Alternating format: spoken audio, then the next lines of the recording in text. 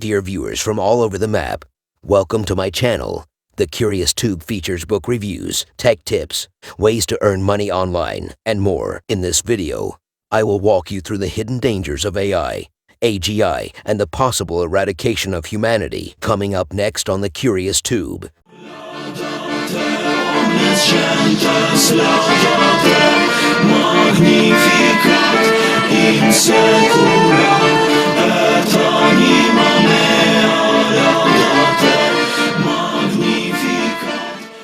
There's been a lot of debate over whether AI systems might form their own motivations that lead them to seek the disempowerment of humanity. I'll be talking about this in future pieces, but for now I want to put it aside and imagine how things would go if this happened. So, for what follows, let's proceed from the premise. For some weird reason, humans consistently design AI systems that coordinate with each other to try and overthrow humanity. Then what? What follows will necessarily feel wacky to people who find this hard to imagine, but I think it's worth playing along. Because I think we'd be in trouble if this happened is a very important point. The standard argument, superintelligence and advanced technology. Other treatments of this question have focused on AI systems' potential to become vastly more intelligent than humans, to the point where they have what Nick Bostrom calls cognitive superpowers. Bostrom imagines an AI system that can do things like do its own research on how to build a better AI system, which culminates in something that has incredible other abilities, hack into human-built software across the world, manipulate human psychology, quickly generate vast wealth under the control of itself or any human allies, come up with better plans than humans could imagine, and ensure that it doesn't try any takeover attempt that humans might be able to detect and stop, develop advanced weaponry that can be built quickly and cheaply, yet is powerful enough to overpower human militaries.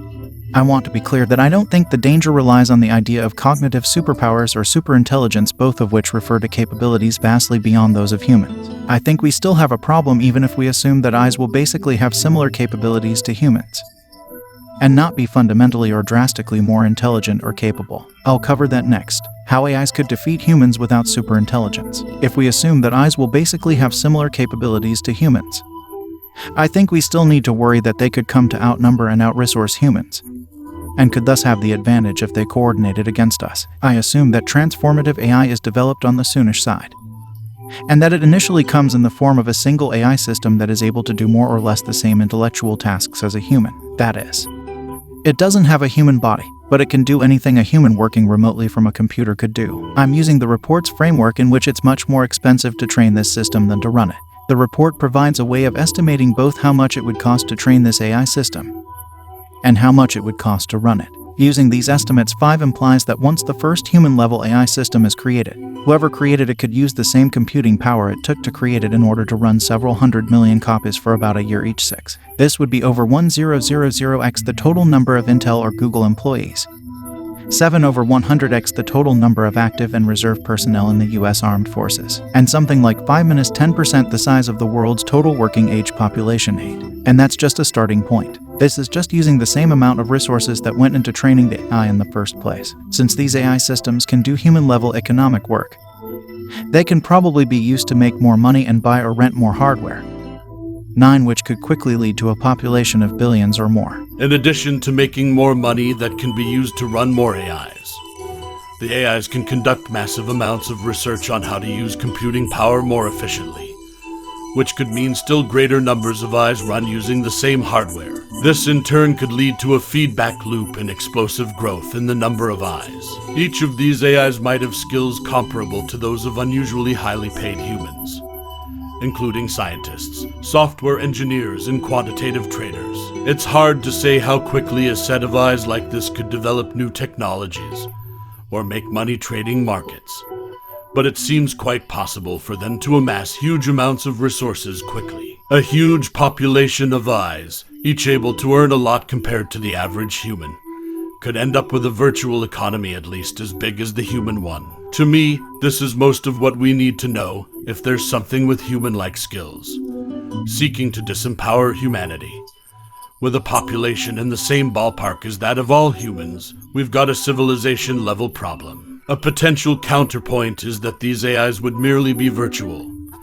If they started causing trouble, humans could ultimately unplug, deactivate the servers they're running on. I do think this fact would make life harder for AIs seeking to disempower humans.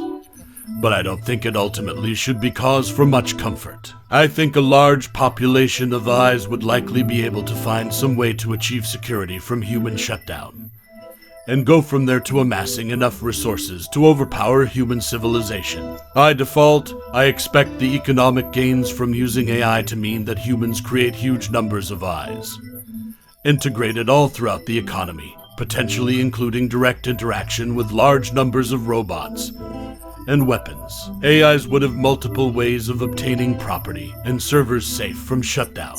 For example, they might recruit human allies through manipulation, deception, blackmail, threats, genuine promises along the lines of "we're probably going to end up in charge somehow, and we'll treat you better when we do to rent property and servers and otherwise help them out." Or they might create fakery so that they're able to operate freely on a company's servers, while all outward signs seem to show that they're successfully helping the company with its goals. A relatively modest amount of property safe from shutdown could be sufficient for housing a huge population of AI systems that are recruiting further human allies, making money, researching and developing advanced weaponry, setting up manufacturing robots to construct military equipment, thoroughly infiltrating computer systems worldwide to the point where they can disable or control most others' equipment, etc.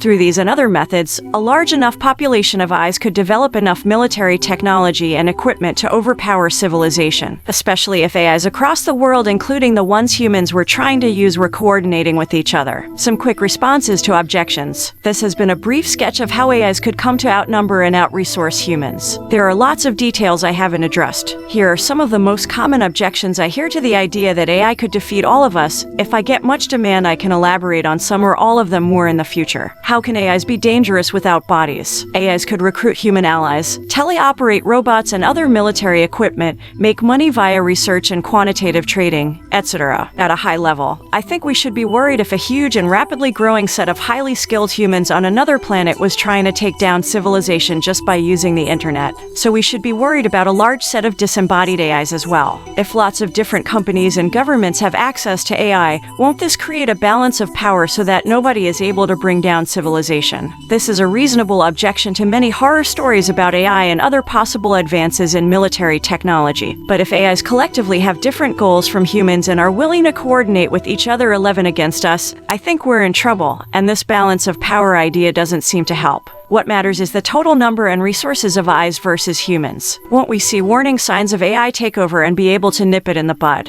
I would guess we would see some warning signs, but does that mean we could nip it in the bud? Think about human civil wars and revolutions. There are some warning signs, but also, people go from not fighting to fighting pretty quickly as they see an opportunity to coordinate with each other and be successful. Isn't it fine or maybe good if AIs defeat us? They have rights too. Maybe AI should have rights. If so, it would be nice if we could reach some compromise way of coexisting that respects those rights. But if they're able to defeat us entirely, that isn't what I'd plan on getting. Instead, I'd expect a world run entirely according to whatever goals AIs happen to have. These goals might have essentially nothing to do with anything humans value and could be actively counter to it, e.g., placing zero value on beauty and having zero attempts to prevent or avoid suffering. Optimistically, I don't think there are a lot of things that have a serious chance of bringing down human civilization for good, as argued in The Precipice. Most natural disasters, including e.g.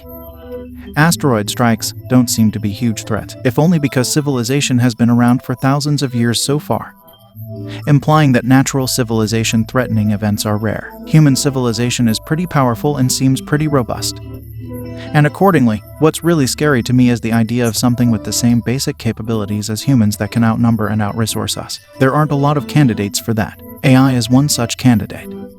And I think that even before we engage heavily in arguments about whether AIs might seek to defeat humans, we should feel very nervous about the possibility that they could. What about things like AI might lead to mass unemployment and unrest, or AI might exacerbate misinformation and propaganda, or AI might exacerbate a wide range of other social ills and injustices? I think these are real concerns. But to be honest, if they were the biggest concerns, I'd probably still be focused on helping people in low-income countries today rather than trying to prepare for future technologies. Predicting the future is generally hard, and it's easy to pour effort into preparing for challenges that never come or come in a very different form from what was imagined. I believe civilization is pretty robust. We've had huge changes and challenges over the last century plus without seeming to have come very close to a collapse. So if I'm engaging in speculative worries about a potential future technology, I want to focus on the really, really big ones, the ones that could matter for billions of years. If there's a real possibility that AI systems will have values different from ours, and cooperate to try to defeat us, that's such a worry. Thanks for watching. Give this video a thumbs up if you want to see more videos from this channel. If you knew of any useful information on this topic, let me know in the comments below. And if you're new here, click on the subscribe button and notifications icon for more useful information and tips from The Curious Tube.